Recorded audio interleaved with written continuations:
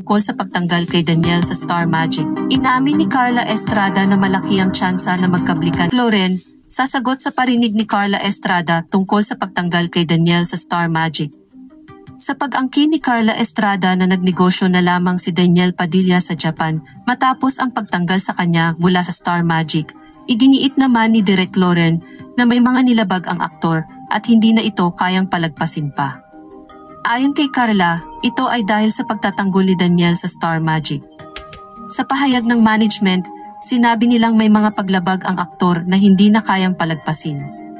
Binanggit nila na ang patuloy na pagkasira ni Daniel sa imahe ng taong bayan ay may malaking epekto sa Kapamilya Network.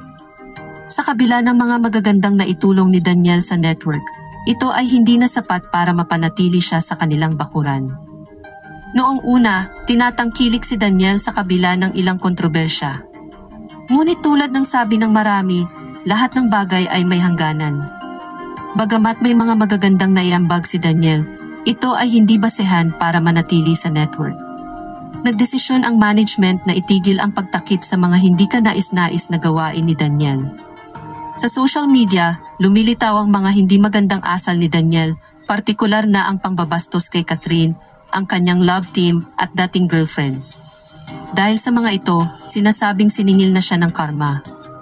Ayon sa mga komento, tinangkilik si Catherine sa kanyang marangal na pagtrato sa ibang tao. Samantalang, ang career ni Daniel ay tila wala ng pag-asa na makabangon. Dahil sa mga insidente, tuluyan ng sinukuan ng management si Daniel. Ang mga pangyayari ay nagdudulot ng negatibong epekto, hindi lamang sa aktor kundi pati na rin sa mga brand endorsements na dati kanyang iniendorso. Ang pagsuporta ng mga kababaihan sa kanya ay tila naglaho na at ngayon, iniwasan na siya ng marami. Inamin ni Carla Estrada na malaki ang tsansa na magkablikan ang Katniel. Sa isang kaganapan sa social media, idineklara ni Carla Estrada na may malaking posibilidad na muling magkabalikan ang popular na tambalang Katniel. Ito ay matapos pumayag si Catherine Bernardo na magtagpo sila ni Daniel sa bansang Japan. Ang aktor na si Daniel ay nagtungo sa Japan at kasunod nito ay nagpunta rin si Catherine sa nasabing lugar.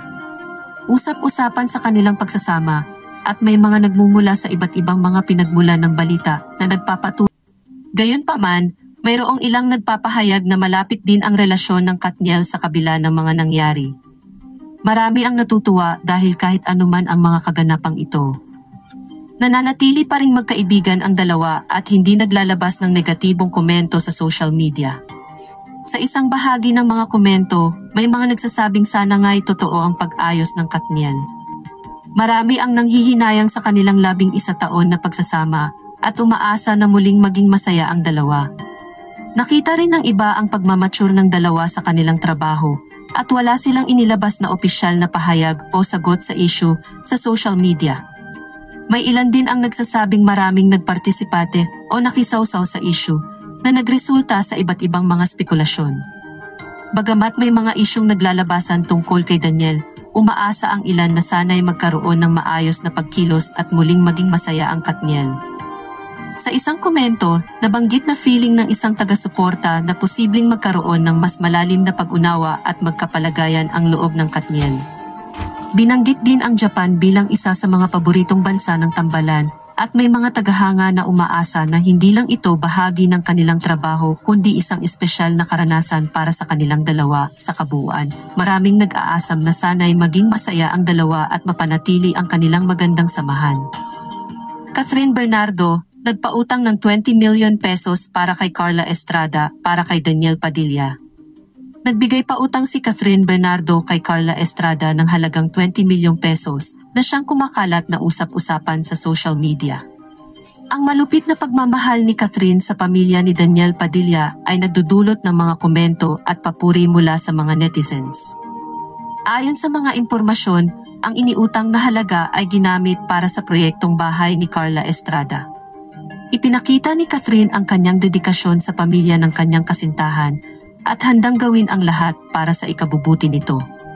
Sa mga reaksyon ng netizens, napansin ang kabaitan ni Catherine at ang kanyang pagiging mapagbigay sa mga taong malapit sa kanyang puso. Marami ang nagpahayag ng paghanga sa kanya dahil mula pa sa kanyang kabataan, pangarap na niyang mapabuti ang kalagayan ng kanyang pamilya. Muling ipinakita ni Catherine ang kanyang pagiging matulungin sa pagtulong sa kanyang mga kapatid at sa pag-aasikaso ng kanilang pangangailangan. Sa kabila ng kanyang tagumpay sa showbiz, nanatili siyang tapat sa kanyang mga pangako at prinsipyo. Ang pagbibigay pautang ni Catherine na ito ay naging laman ng maraming papuri, ngunit may ilan ding nagpahayag ng pangamba ukol sa pagkakaroon ng maayos na kasunduan sa pagbabayad. Hinihimok ng ilang netizens si Catherine na siguruhing maayos na singilin si Carla upang hindi magdulot ng anumang issue sa hinaharap. May mga nagpahayag rin ng suporta sa pagpapakita ni Catherine ng pagiging tahimik sa social media ukol sa mga kontrobersyang kinakaharap ni Daniel. Bagamat hindi siya personal na nagsalita, muling ipinakita ng aktres ang kanyang pagmamahal at suporta sa kabila ng mga pagsubok sa kanilang relasyon. Sa kabuuan, ang kwentong ito ni Catherine Bernardo ay nagdudulot ng iba't ibang reaksyon mula sa mga netizens at nananatili itong usap-usapan sa online na nagpapakita ng malalim na pagmamahal at pagtitiwala ni Catherine kay Daniel at sa kanyang pamilya. Mommy Min Bernardo, naniningil na ng 20 milyon na utang ni Carla Estrada kay Catherine Bernardo. Si Carla Estrada ay may staggering na 20 milyong utang kay Catherine Bernardo, ayon kay Mommy Min Bernardo. Hindi na napigilan ni Mommy Min na ibunyag ang mamahaling utang ng ina ni Daniel Padilla.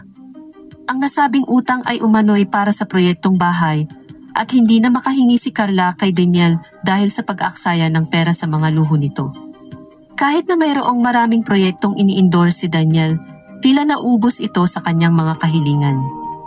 Dahil dito, si Catherine ang kanyang lumapit, ipinakita ang kanyang kabaitan.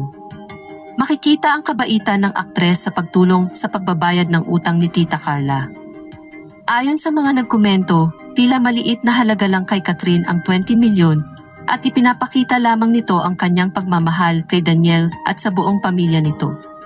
May isa pang opinyon na binanggit na tila barya lang kay Catherine ang nasabing halaga.